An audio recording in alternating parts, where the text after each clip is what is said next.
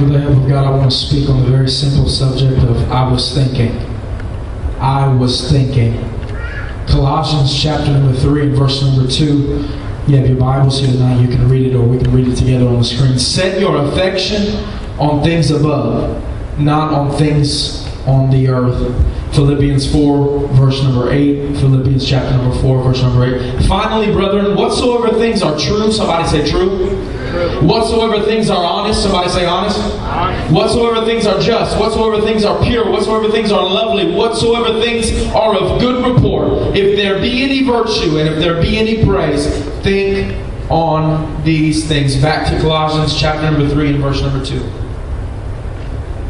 Set your affection on things above, not on things of the earth. Tonight, I was thinking, and as I was thinking and getting ready and preparing, I began to just kind of throw out from my mind some of the things that go on in life. I was thinking about some of the decisions that we have to make. For those of you that are 14, those of you that are 24, so many different things, so many different decisions, so many things from the music we listen to, the people we hang out with, the things that pressure us at school, the different things that we come to face with. There's so many decisions. And the question was asked, how am I going to spend my time? What am I going to focus on? I was thinking, what is going to help me take it over the top, Ashley? Mariana, well, what's going to help me make it to heaven? What's going to help me push me far enough to make it when everything else in this world is trying to make me reverse and everything else is trying to make me go backwards?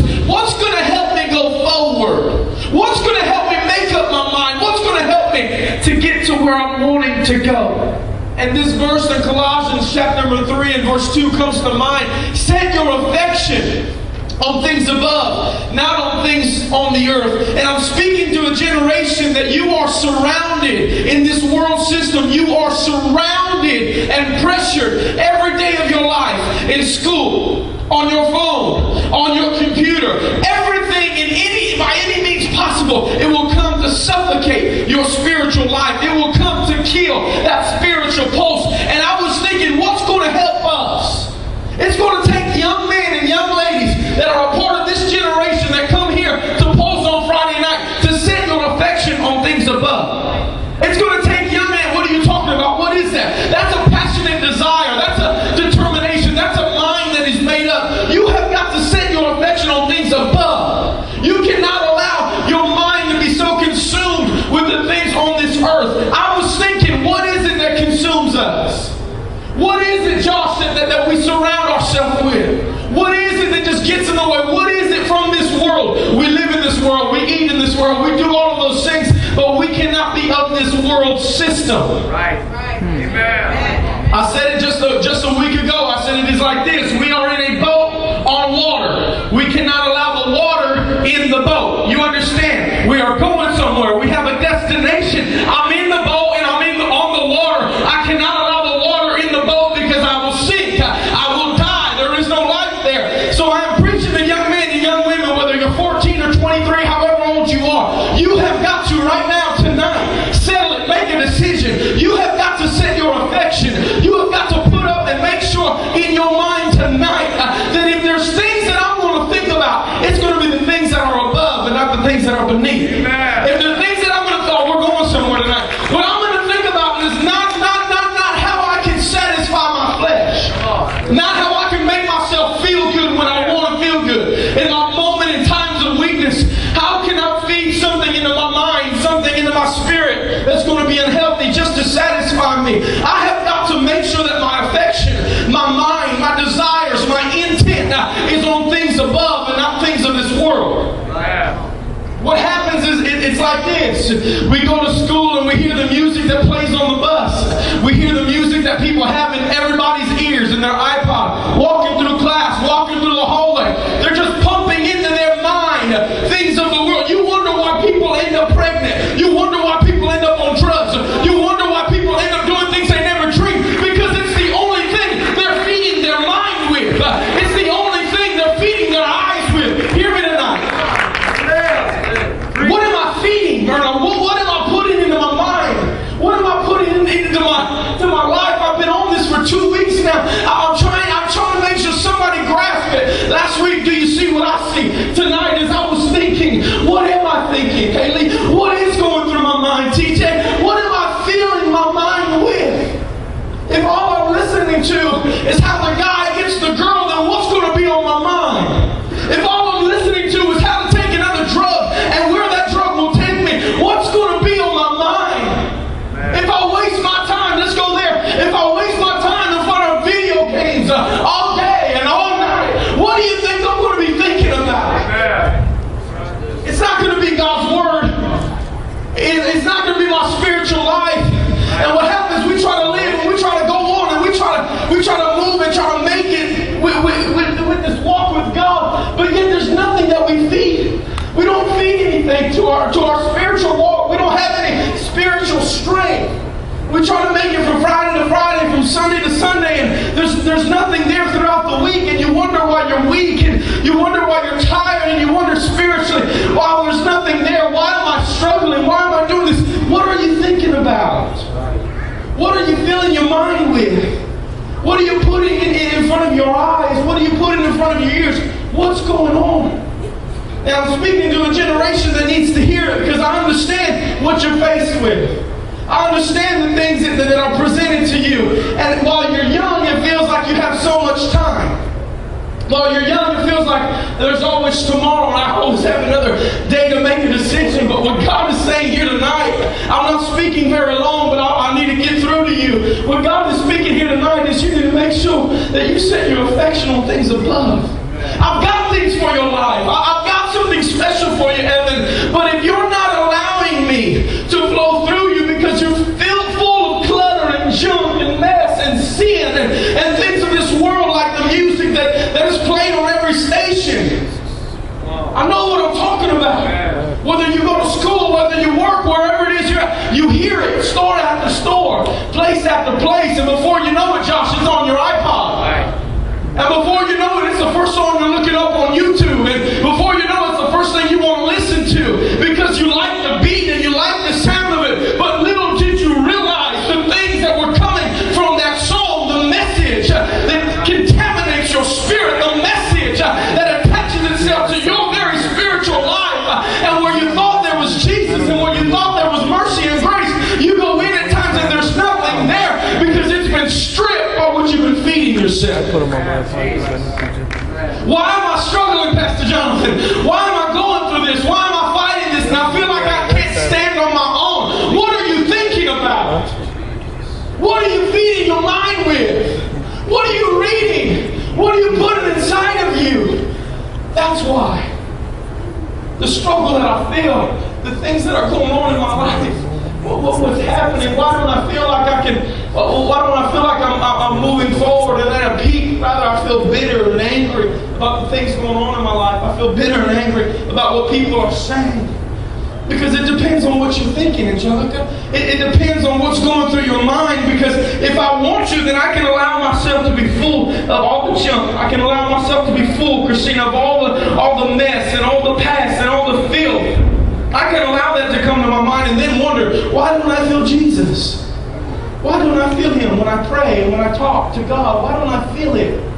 I can choose that, or I can say, you know what? I cannot give room to those things.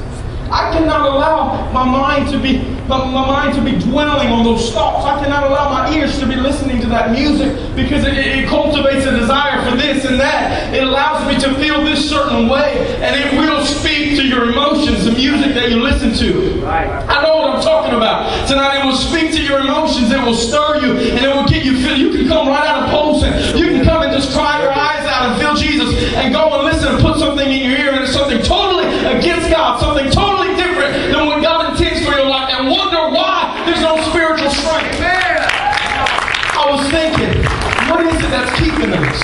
I was thinking, what is it when we sit in front of our computers? What is it that I'm feeding my eyes with, Joshua? What is it, Johnny, that I'm allowing technology to fill my mind with because I am in complete control of it? But if I abuse it, and if I allow those things to mess with my mind, then what I'm thinking and what I'm saying and what I'm wanting is something totally different than what He wants. And where my affection should be, where my mind should be, it isn't. Because I've allowed just small things, just small things but with a huge impact on my life. Verses number 8 in Philippians chapter number 4. It reads like this. Brethren, whatsoever things are true, whatsoever things are honest, whatsoever things are just, whatsoever things are pure, whatsoever things are lovely, whatsoever things are of good report. Sometimes we go through life and we're going somewhere, right? Sometimes we go through life and the only thing we're talking about is the bitterness. The only thing we're talking about is the pain bitter that somebody calls me. Ryan, the only thing we talk about and discuss is the issues of life that hurt and that bring shame. And there's no longer a smile on my face. And the only thing I'm talking about is how somebody did something against me. The only thing I'm talking about is what people are saying about me, the negative reports that I'm hearing. You've got to understand what he's saying here. What you've got to think about. What you've got to discipline your mind to think about. Whatsoever things are true. Somebody say true. You and I do not have time to be listening to things that don't belong in God's Word, things that don't belong in our minds. We don't have time to listen to those things. You cannot allow yourself, if there's drama in your life and there's issues in your life, why are you giving ear to it? Can I say that again? If there's drama and issues in your life and all these things popping up and the same people with the same issues and the same drama and all this, then why are you allowing that into your life? Amen. I hear this and I see it all the time. People talk about haters. Somebody say haters. You know what's always said? I don't care what my haters say. I don't care what my haters do. You know what? They don't care so much, but yet it's the only thing they talk about. It's the only thing they post. Hello? It's the only thing they speak to their friends about. They don't care. I don't care about my haters. I don't care. Oh, but let me tell you, you think I'm perfect. Oh, shut up already. Can I say that? Just shut up already. I don't care about it. Then why is it enough to bring you down? I'm talking to somebody tonight. I don't care about it. Then why is it that you will come to church, lift your hands and get a hold of God? If you don't care, why don't you put that beside you and say, look, they can say what they want to say. I really don't care. I'm coming my mind made up. I set my affection on things above. I don't have time for things on the down low. I don't have time for the junk and the mess. Oh, somebody's not hearing me tonight.